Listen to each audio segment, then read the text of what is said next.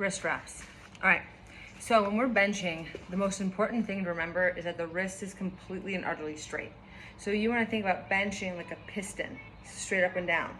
The minute that that arm, that wrist breaks back, it breaks into the elbow, which breaks into the shoulder. And then you lose the weight this way, right? So if you're benching, the wrist is cocked back, the weight starts to roll towards your face. Super dangerous. And again, it kind of goes into the elbow, which can cause pain in the forearms. So I want you to focus on squeezing the crap out of the bar and rocking your wrists forward. So you're almost kind of like digging your hand into the bar. Like you're really gripping it and rolling it into your hand. Okay, so it should hurt. Your skin should feel sensitive and kind of tore up after. As far as wrapping, you need to wrap over the joint, okay? Putting the wrap under the joint is just gonna allow your wrist to cock back. So you wanna wrap over the joint. So one of the best ways, I don't like using these, people do, but I do not. I just grab it like this. So I grab my wrist wrap, and again, it doesn't matter where you grab with this, with the string. So that way it's half on my wrist. You see that? And then I kind of wrap up towards my thumb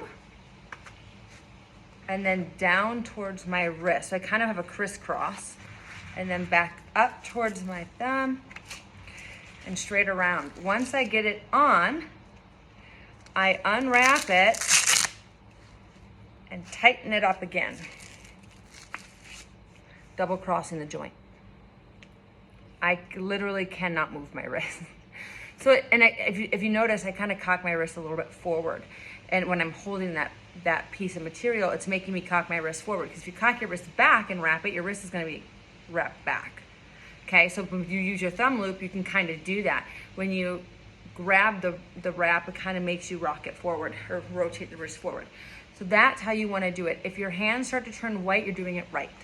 Okay, so you don't wanna cut off, you don't wanna go so hard that you're cutting off blood supply, but you want it to be tight. Like this is really tight. You know, and you can open your hand when you wrap as well. You know, it can kind of help with the blood flow, but I don't.